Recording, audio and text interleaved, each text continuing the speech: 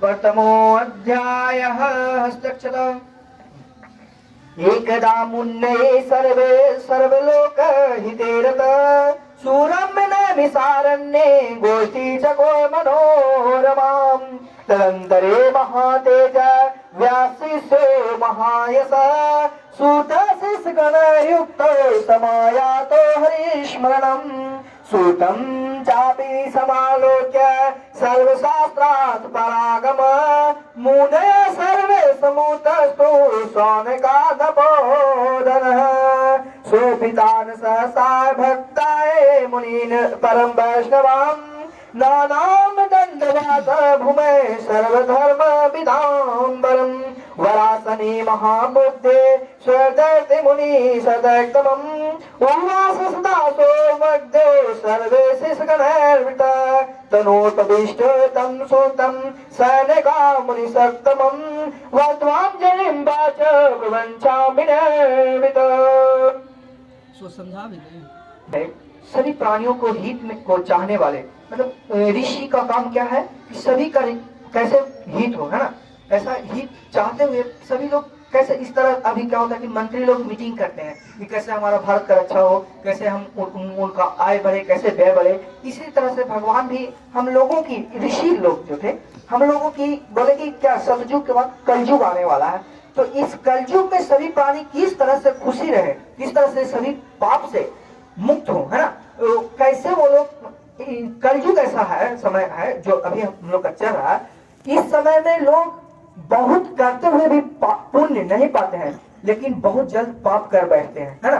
तो ऐसा कौन सा व्रत है, ऐसा कौन सा क्रिया है, ऐसा कौन सा कार्य है जिसको करने से मनुष्य कम समय में, है ना, कम समय में बहुत ज्यादा पुण्य का प्राप्त कर ले, सभी तरह का पाप उसका कट जाए।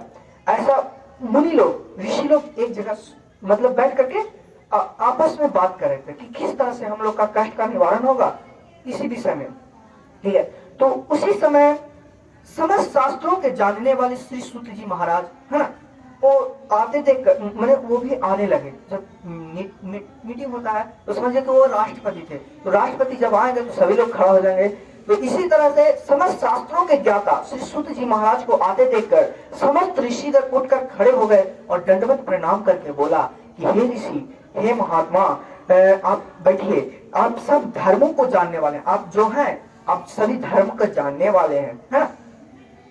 आप श्रेष्ठ सूत जी हैं, श्रेष्ठ मतलब सबसे उत्तम है ना। परम वैष्णव सैनिकादि ऋषि परस्पर शीघ्रता से पृथ्वी पर दंडवत नमस्कार करके शौनकादि मुनियों को दिए आसन पर संपूर्ण है और बोले कि आप तो सर्वे सर्वा हैं, आप आइए हमारे इस स्थान पे आप ग्रहण करिए। जो सर्वे सर्वा सबसे ऊंचा स्थान होता है वहां पर उनको बैठाया और स्थान दिए और बुद्धिमान अति बुद्धिमान थे सूत जी, उन्होंने बैठते हुए कहा, सूत जी बोलते हैं, मुनि को नमस्कार करके हाथ जोड़ करके कहा कि हे महर्षि, हे सर्वज्ञ सूत जी महाराज, इस कली काल में मनुष्य हरि भक्ति किस उपाय से होगा, मनुष्य को हरि भक्ति किस उपाय से प्राप्त होगा इस कलयुग में, है ना।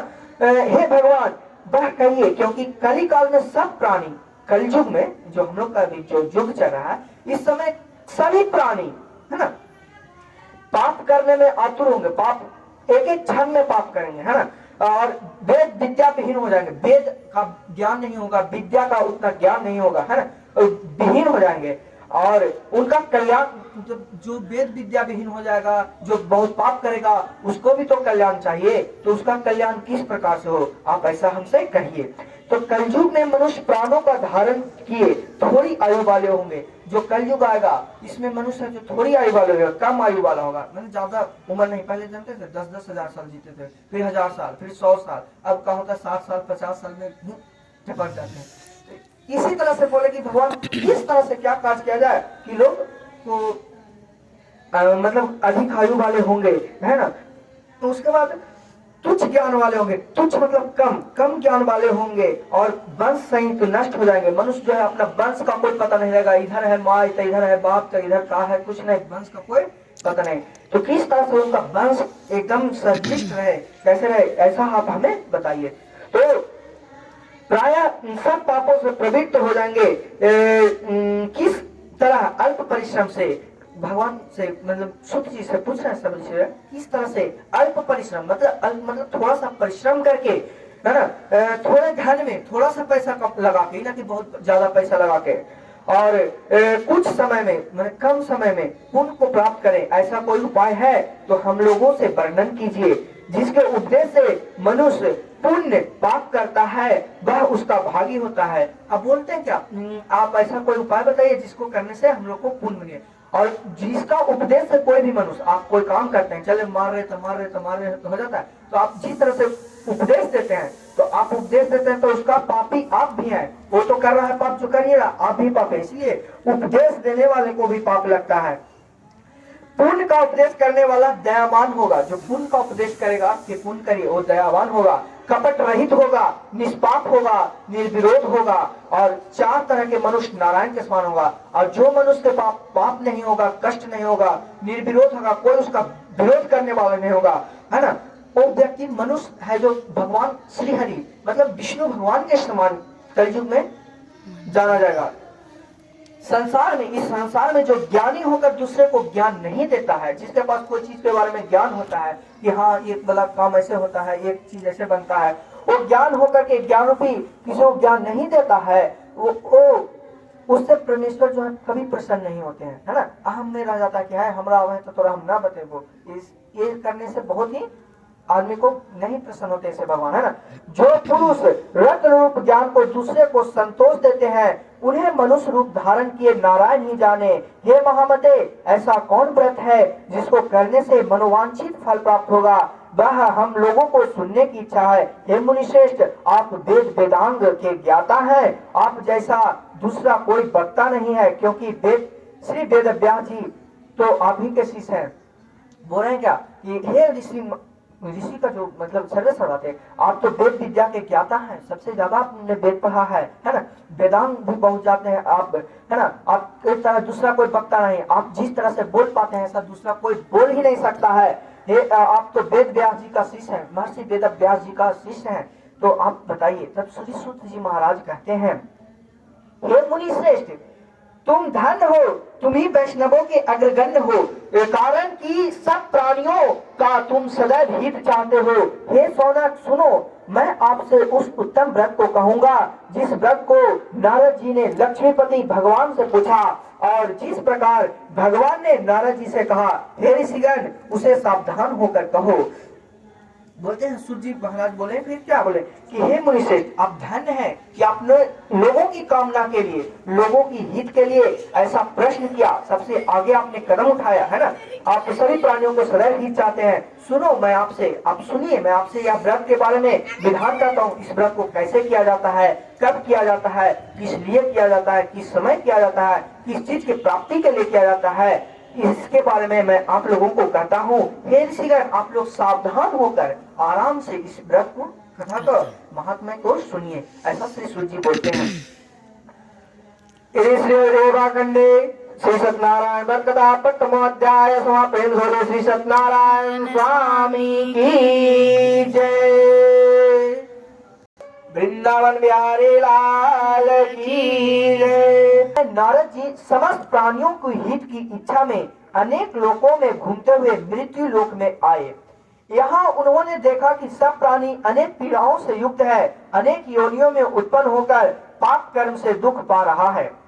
एक समय की बात है, सूत जी महाराज कह रहे हैं सभी ऋषिगणों से कि सुनिए, एक समय की बात है, बात तब की है जब नारद जी सभी प्राणियों के हित की, मैंने जो भी प्राणी है, हम लोग गाय भैंस जो भी है जिसमें प्राण बसता है, सभी प्राणियों की हित की रक्षा के लिए, उसका हित किस प्रकार से हो ऐसा मन में रक्षा के लिए उन्होंने सभी लोक में भ्रमण किया। लोक तो ब्रह्मांड तो बहुत बड़ा है ना, तो वो भ्रमण कर रहे थे। भ्रमण करते करते मृत्यु लोक में आए। मृत्यु लोक जहाँ हम लोग निवास करते हैं, इसको मृत्यु लोक कहते हैं। यहाँ पे जो भी आता है उसको मरना ही पड़ता है ना, तो इसीलिए इसको मृत्यु लोक कहा गया है।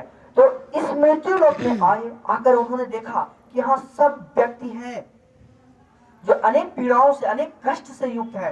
किसी को कोई चीज के लिए, कोई कुछ के लिए, कोई कुछ के लिए, सब न सब माने कि दुखी है। कोई इस मतलब सुखी नहीं है, है ना।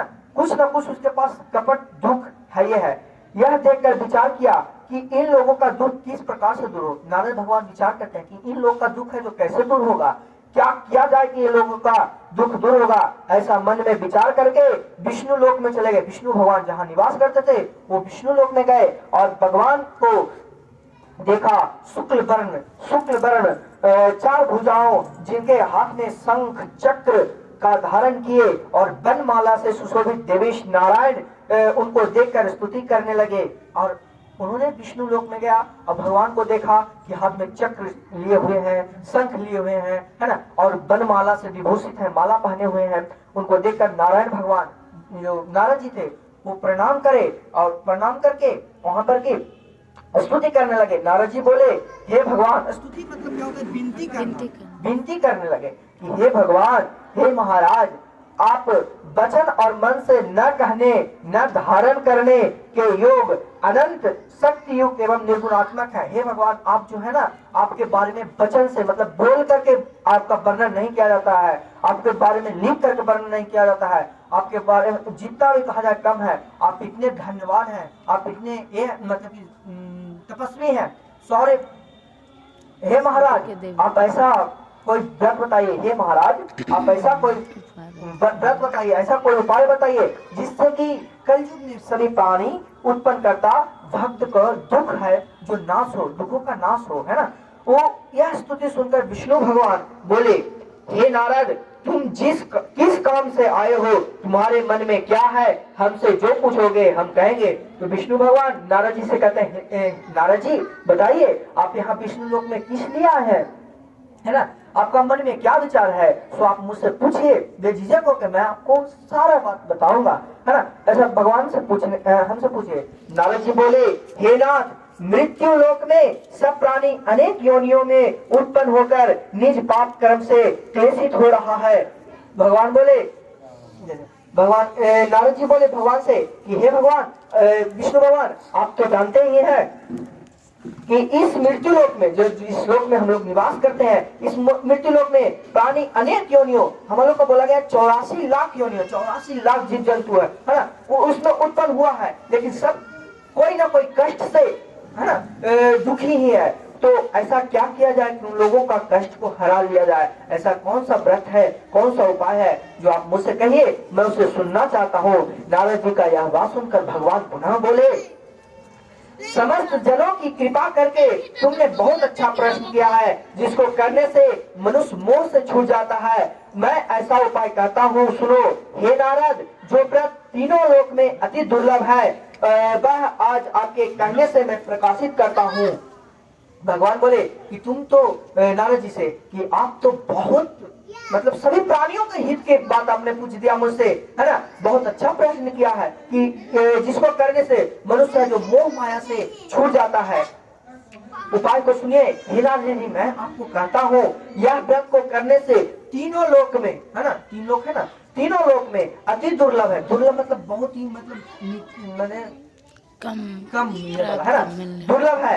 आज आपके कहने से मैं प्रकाशित करता हूँ इस व्रत को। दुर्लभ जो व्रत है उसको आपने बोला तो मैं आपको प्रकाशित करता हूँ, आपके बारे में आपको उसके बारे में बताता हूँ, उसे आप सुनिए। वह सत्यनारायण का व्रत है। यह जो व्रत है दुर्लभ व्रत, वह सत्यनारायण भगवान का व्रत है, ठीक है, जिसको विधि पूर्वक करने से लोग इस सुख लोक में सुख और परलोक में मोक्ष मिलता है। सत्यनारायण का व्रत करने से इस लोक में, जो लोक में हम लोग निवास करते हैं, उसमें सुख ही सुख मिलता है। और परलोक जब हम लोग मतलब कि मर जाते हैं, ठीक है, तो परलोक जाते हैं तो वहाँ पे हम लोग को मोक्ष मिल जाता है, ठीक है, तो मोक्ष मिल जाता है। नारद जी बोले, इस व्रत का क्या फल है? यह व्रत को क्या फल है, इसको करने से क्या फल मिलता है ना। कोई भी चीज, मनुष्य है जो कोई भी काम करता है वो पहले फल का चिंता कर लेता है कि कैसे हम क्या करेंगे तो हमको क्या फल मिलेगा, है ना, पहले ही फल का चिंता कर लेता है। इस फल क्या फल है? पूर्व काल में इसका पहले इस व्रत को किसने किया था? पूर्व काल में इस व्रत को किसने किया था? किस समय यह व्रत करना चाहिए और यह व्रत को कब करना चाहिए? आप विस्तार पूर्वक हमसे कहीं नारद जी उनसे पूछ रहे हैं विष्णु भगवान से। तो भगवान बोले,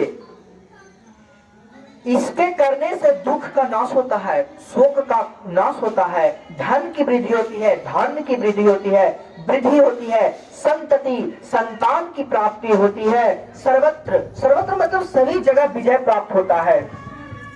इस व्रत को मनुष्य भक्ति श्रद्धा युक्त होकर किसी भी दिन संध्या काल में सत्यनारायण की पूजा करे और भाई बंधुओं तथा ब्राह्मणों के साथ धर्म युक्त सवा से उत्तम नैवेद्य का भोग लगावे। बोलते हैं क्या, इस दिन किसी भी दिन को यह व्रत को किया जा सकता है ना। साय काल में इस व्रत को करने से भगवान को भोग लगाइए। सवा से, इसमें क्या प्रमाण है, सवा से का कम से कम सवा से भी चूर्ण हो जाना चाहिए, इससे भी हमका पूजा हो जाएगा, है ना हमारा नारियल चाहिए, ना हमारा सेव चाहिए, केला चाहिए, कुछ ना। लेकिन यदि सवा से ये है तो भी काम आपका पूजा हो जाएगा। इसके लिए आपको केले का फल लाना होगा, है ना। घी, दूध, गेहूं का चूर्ण ना हो तो चावल का चूर्ण, है ना। खाड़ गुड़, है ना, खाड़ गुड़ मिलावे, सवा पाव अथवा सवा सेर के हिसाब से मिलाकर भक्ति से सत्यनारायण भगवान को नैवेद्य लगाए। भक्ति श्रद्धा युक्त होकर के भगवान को नैवेद्य का भोग लगाए, है ना। बांधवों के साथ कथा सुनकर ब्राह्मणों को दक्षिणा दें। बंधु बांधवों के साथ कथा को सुन करके ब्राह्मण को दक्षिणा दे दें, है ना। श्री सत्यनारायण का प्रसाद को अपने भाई बंधुओं के साथ खाकर रात्रि में, श्री सत्यनारायण भगवान को जो पूजा है वो किए, उसका प्रसाद को खाइए। खाकर रात्रि में नृत्य गीत आदि गीत गाइए, नृत्य करिए, है ना, खुशी मनाइए। नृत्य गीत आदि करते हुए तदंतर सब श्रोतागण श्री सत्यनारायण भगवान का स्मरण करते हुए, जो भी सुनने वाले आए हैं वो भगवान श्री सत्यनारायण का ध्यान करते हुए अपने अपने घर को जाएं, है ना। और अपने स्मरण करते घर जाए। इस प्रकार व्रत करने से मनोवांछित फल मिलेगा। और जो इस प्रकार से व्रत करता है विधि विधान से, उसे मनोवांछित, मन में जो इच्छा होता है वो फल मिल जाता है, मनोवांछित फल मिलता है। विशेषकर इस कली काल में पृथ्वी पर इससे बढ़कर दूसरा कोई उपाय नहीं है। इस कलयुग में इससे बढ़कर दूसरा कोई उपाय नहीं है। सबसे बड़ा उपाय है सत्यनारायण भगवान का पूजा करना। हे नारद, जिन्होंने इस व्रत को पहले किया है उसका कथा सुनो। मैं कहता हूँ इस व्रत को पहले कौन कौन किया, उसको करने से उसको क्या लाभ हुआ, न करने से क्या हानि हुआ, क्या हुआ, ये सब हम आपको अब बताते हैं। ये सुनिए। काशीपुर, जो काशी है हम लोग का बनारस काशी, काशीपुर में निर्धन सतानंद नामक एक ब्राह्मण क्षुधा पिपासा से दुखित होकर नित्य पृथ्वी पर भिक्षा मांगने हेतु घूमता था। काशीपुर में एक सतानंद नाम का ब्राह्मण था जो रोज रोज नित्य मतलब रोज रोज क्षुधा, भूख और प्यास से दुखी होकर पृथ्वी पर भिक्षा मांगने के लिए रोज इधर उधर घूमते रहता था। ब्राह्मण प्रेमी भगवान नारायण ने दुखित ब्राह्मण को देखकर बूढ़े ब्राह्मण का रूप धारण कर अति आदर से पूछा। और ब्राह्मण का प्रेमी श्री सत्यनारायण भगवान जो है वो दुखी रूप देख करके ब्राह्मण का अपने खुद एक ब्राह्मण, वृद्ध ब्राह्मण, बूढ़ा ब्राह्मण का रूप धारण किए और धारण करके उनके सामने गए, उस सतानंद ब्राह्मण के सामने, और जा करके पूछे, आदर से पूछे कि हे विप्र, हे विप्र, हे ब्राह्मण देवता, किस कारण पृथ्वी पर आप नित्य घुमा करते हैं? आप क्या कारण है जो आप पृथ्वी पर रोज रोज इधर उधर भटकते रहते हैं, घूमते रहते हैं? हमारी सुनने की इच्छा है, हमें सुनने का मन है। कोई भी अभी जाता है कलयुग में देखिएगा तो लोग पूछते हैं कहाँ हो गया, कहाँ घूम रहा है, कहाँ कष्ट है। भले हम ना उसका निवारण कर पाए लेकिन पूछते हैं, जब पूछते है ना। तो उसी तरह से उन्होंने पूछा, यदि आपकी इच्छा हो तो कहिए। और उन्होंने कहने के बाद विष्णु भगवान कह दिए ब्राह्मण से, सतानंद ब्राह्मण, कि यदि आपका इच्छा है तो हमसे कहिए कि क्या आपको कष्ट है। तो ब्राह्मण बोला, मैं अत्यंत दरिद्र हूँ, भिक्षा के लिए पृथ्वी पर भ्रमण करता हूँ, यदि आप कुछ जानते हो तो कृपया कर पूर्ण रूप से कहिए। ब्राह्मण बोले, सतानंद जो ब्राह्मण काशीपुर में घूम रहे थे, उन्होंने बोला कि मैं जो हूँ अत्यंत दरिद्र हूँ, ठीक है, दरिद्र हूँ, भिक्षा के लिए पृथ्वी पर इधर उधर रोज रोज मैं घूमते रहता हूँ। यदि आप कुछ जानते हैं इसका निवारण के लिए तो आप हमसे उसको बारे में कहिए। वृद्ध ब्राह्मण बोले, हे द्विश्रेष्ठ, मनोरथ को सिद्ध करने वाला उत्तमोत्तम श्री सत्यनारायण का व्रत। वृद्ध ब्राह्मण रूप में श्री सत्यनारायण भगवान जो थे उस ब्राह्मण को कहे, काशीपुर वाले जो सतानंद थे उनको कि हे ब्राह्मण सुनिए, आप ना सभी मनोरथ को, मनोरथ मतलब क्या होता है, मन का जो कामना है उसको सिद्ध करने वाले, उसको पूर्ण करने वाले, उत्तम उत्तम, उत्तमों में उत्तम, है ना, उत्तमोत्तम श्री सत्यनारायण का व्रत करिए, जिसको करने से, श्री सत्यनारायण का व्रत को करने से क्या होता है तो दुखों से छूट जाएगा, वृद्ध ब्राह्मण रूपी श्री सत्यनारायण देव का व्रत का विधान ब्राह्मण को बतलाकर अंतर ध्यान हो गए। उसी जगह पे ब्राह्मण रूपी जो वृद्ध ब्राह्मण रूपी श्री सत्यनारायण देवता थे, उन्होंने सत्यनारायण भगवान का पूजा के बारे में विधि बतलाकर अंतर ध्यान हो गए, मतलब वो कह गए, है ना, अंतर ध्यान हो गए। तदंतर ब्राह्मण शतानंद ने मन में निश्चय किया कि मैं कल ही श्री सत्यनारायण भगवान का व्रत करूंगा। इसी चिंता में ब्राह्मण को रात भर नींद नहीं आई और सुबह उठकर उसने निश्चय